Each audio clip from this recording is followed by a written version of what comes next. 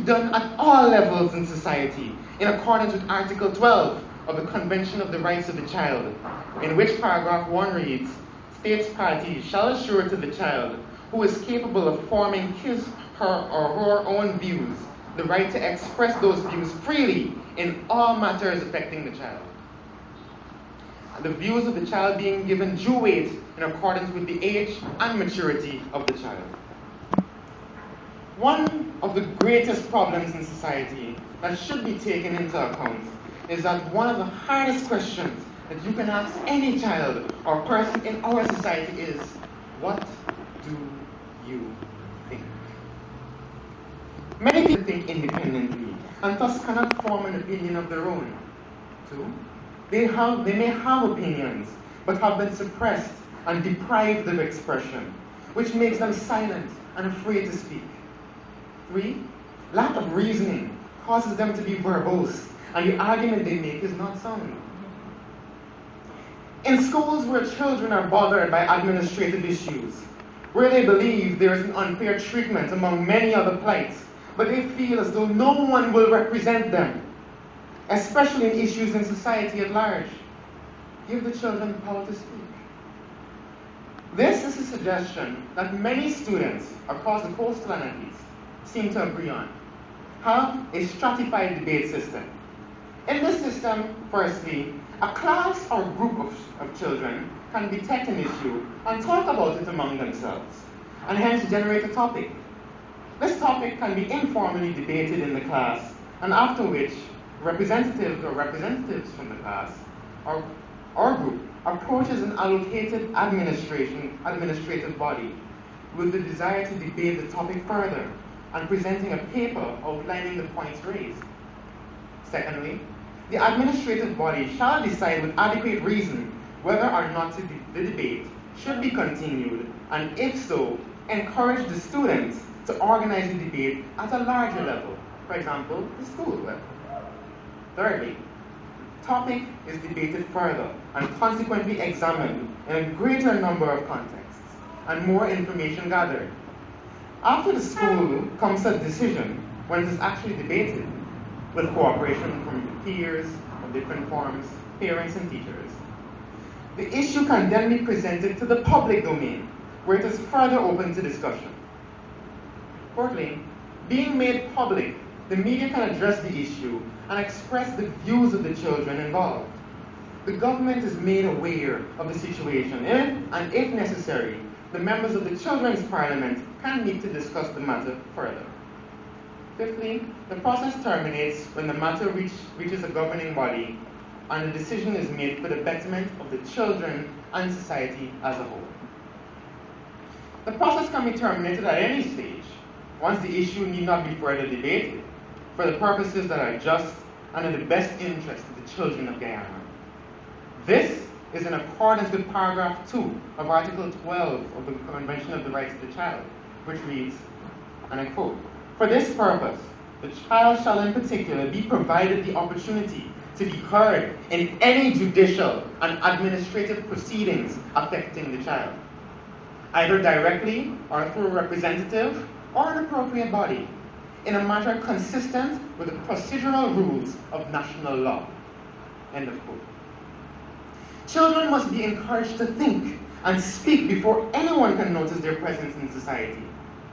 Due to the generation gap that is present, many parents and other adults lament their misunderstanding of children and vice versa. The only way to get past this is for dialogue to take place between the two sides. A government must encourage the citizenry to take time off and ask its children questions without making them feel afraid. Article 13 of the Convention of the Rights of the Child states in paragraph 1, and I quote, "The child shall have the right to freedom of expression. This right shall include the freedom to seek, receive, and impart information and ideas of all kinds, regardless of frontiers, either orally, in writing or in print, in the form of art, or through any other media of the child's choice." End of quote. Ecclesiastes chapter 4, verse 13 states, "It is better to be poor but wise youth than an old, foolish king who refuses all advice. Encourage children to behave in accordance with the terms set out in the convention as they contribute towards children's development and livelihood. Children see differently from adults. Adults have been made to accept certain mindsets, what they would call reality. Children see the world through fresh eyes. Sorry. Right. And they're quick to point out the discrepancies in things they perceive and tend to be very honest in what they say. Parents should learn to create open discussion with their children, and children must be able to speak without parents seeing their attempts as being rude or answer back. That sort of behavior cuts off rudeness, I do agree, but when used in the wrong context, it degrades the mind of a child. Perspective is the operative word here, and it is the sharing of this perspective that will promote the mutual understanding between adults and children of the nation, so that we can move forward as one people, living in one nation, sharing one destiny. Children often feel that their talent or value is often underestimated. We live in a society that holds the mainstream idea that education means both books and grades. Sadly, we have managed to equate the value of a child with the grades they get at school and at the national or other examinations. Additionally, the education system may have improved. Everyone wants more passes, but how many people actually want more learned individuals with a passion for what they learn? And education should be able to provide theoretical knowledge with practical experience, and society should be the educational platform for every person, not just children. In addition to the work study which children undergo just after writing CSEC, organizations and firms, any type of business, should be open to the idea of allowing children to come and learn what is being done, ask questions and experiment with ideas. Representatives should also make programs that fit into school curricula or make it better and augment the education that is received. Children often complain about the amount of encouragement they receive from the public. When they perform well at school, they're usually rewarded with a trophy or medal and given a smile and a pat on the shoulder. That is it for most. Many children in this country obtain more than 11 grade 1s at CSEC and hardly ever awarded scholarships by government or private sectors. Only the very exceptional have that privilege while others struggle on. Compare this to some Caribbean countries such as Jamaica, where a student with 8 grade 1s can be afforded at least 3 scholarships. Students would like to see more scholarships being offered across the board, especially in the case of lower school students going to high school and need money to travel and lodge away from home. In some cases, the very environment in which they learn hinders learning. Article 27 states, and I quote, "State parties shall recognize the right of every child to a standard of living adequate for the child's physical, mental, spiritual, moral, and social development." There needs to be an improvement on the atmosphere of educational institutions to those which are clean, eco-friendly, and challenge students to be creative and think freely. There are cases in our schools where children are found with interests that are not mainstream to the school. What happens to them? They fail standardized tests, fumble in class, and show little interest, and they seem dumb because they're not stimulated by the content. Sadly, they're treated like failures. Tests can't measure the worth of an individual. There is more to a child than just math and English, Spanish, or social studies. Encourage creativity from a young age.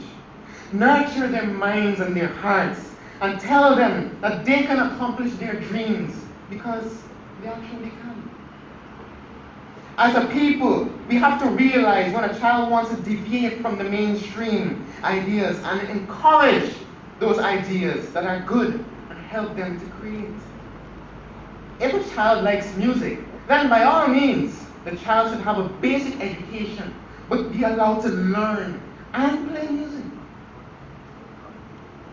Ecclesiastes chapter 4, verse 4 says, "Then I observed that most people are motivated to success because they envy their neighbors, but this too is meaningless, like chasing the wind."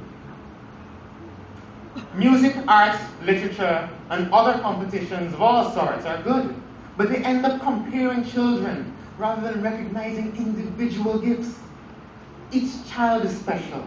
Each child must know it, and that they have both talent and purpose. In a world where Guyana has to both maintain the systems that have been put in place and simultaneously improve them by coming up with new ideas or replace them altogether due to the effects of globalization, we must be both efficient and creative. Old ideas will not work anymore, and children are very creative. There must be a space within every organization for the child to try an idea or investigate an idea or a concept to answer questions. Though this may exist, it must be encouraged. Everything must be a learning experience, not a chore.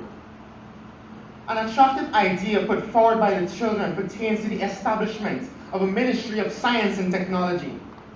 This will be a governmental body that is assigned the sole responsibility of managing and improving science and technology in Guyana, especially with respect to technical institutes. It will be an experimental platform with some of the country's greatest minds being offered positions there, especially in mathematics, physics, and other sciences. The most attractive part of this idea I found was the concept of a free lab space for children. If a child comes up with an idea, wants to build